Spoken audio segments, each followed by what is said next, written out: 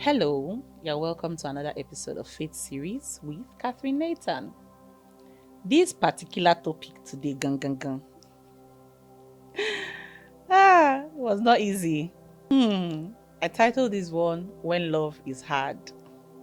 There are experiences that you just have that when you are teaching it to the next person, you first laugh at, the process that you've had to go through before you are now somebody to speak to the subject or on the subject or situation.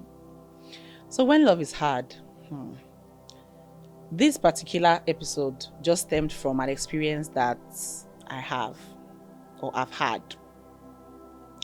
So God told me to love someone, family actually. But the person did something that hurts me more than anything in the world. I hate lies. So one occasion, he lied against me. And I didn't find it funny. I held on to that lie for a long time. And of course, as you will expect, when you hold on to something, you pull away from the person, right? So there was a strain in the relationship. And after a while, God told me to love the person. I didn't understand. What do you mean by love the person? But you see, God is such an intentional God. He prepares you for whatever it is that you are going to face way ahead of the time. If you listen, in my own case, I'm glad that I listened, because the person has grown to be an amazing person in my eyes. Someone that we can actually sit down gist for hours, and I can confidently say that he has my back, right? So what do you do when God has told you to love someone? Because God actually told us to love everybody.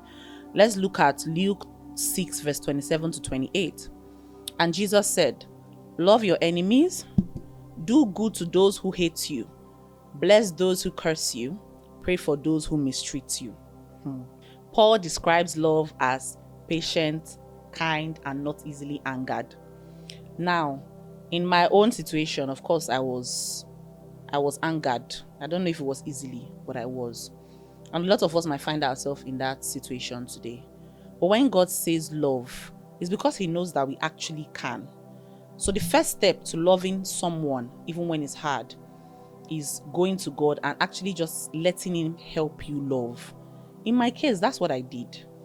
I allowed God to lead, to help me love, and with wisdom, because in this situation, there were two people.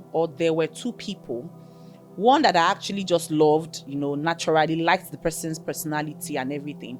And then this other person that I really didn't like his personality and what he had done, right, to me.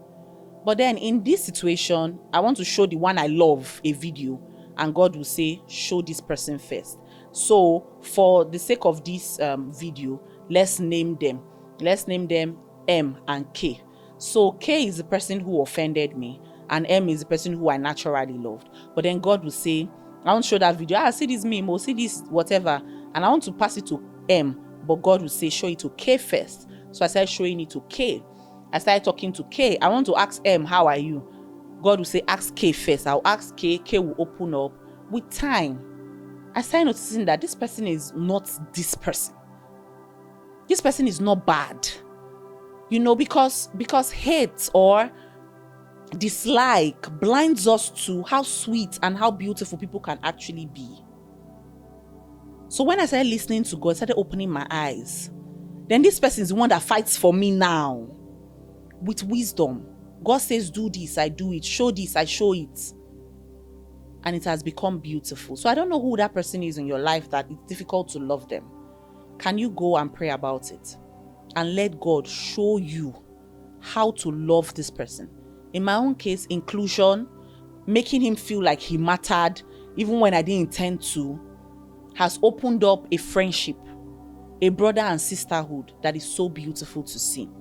Now, some of the examples in the Bible, God is always our focal point, our example. Remember when God told Jonah to go to the people of Nineveh and speak to them concerning, their ways. Jonah was upset. Like, why are you going to these wicked, sinful people? But God still showed love, even in that situation. Now I hear in my spirit, you that is watching this video, you are saying, but Catherine, does it mean that we should not set boundaries? Yes, by all means set boundaries. And that's why I said go to God and ask for wisdom. It's not everybody that you forgive that you draw close to yourself. You can love people from a distance. Experience has taught me that as well. But where God is asking you to love, by all means love. Because when you don't love, you know that you have sinned because you have disobeyed God. One thing I would leave you with is that because I said my own experience now, and you just heard it is smooth, it's easy. It took time, it took months. What am I saying? It took almost 2 years. Yes, 2023, 2025, almost 2 years. You know, some people will feel like, oh, as Catherine has said, it is going to be really easy, right? So it should just happen overnight. It's not going to happen overnight. So you are going to love this person the way that God has told you to love this person. And over time, they'll start opening up to you. And even when they don't open up to you, I know it's hard when people don't show you back the love that you are showing to them. But the first thing you should learn in this experience is that you have to be obedient. Obey what God has said to you and leave the aftermath to Him. Remember, you can't love difficult people on your own. That's why you need to constantly go to God and ask Him for help. So here's my challenge to you this week, right? Think of that person that is hard for you to show love to. You know, some people just have a hard exterior. Think about that person and then write down the ways that you can actually show this person love and start. God does not ask us to love difficult people because it's easy to love them.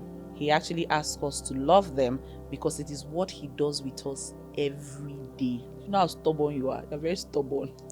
And me, I'm very stubborn. But God loves us. All right? So until next time, stay rooted in faith and let love lead.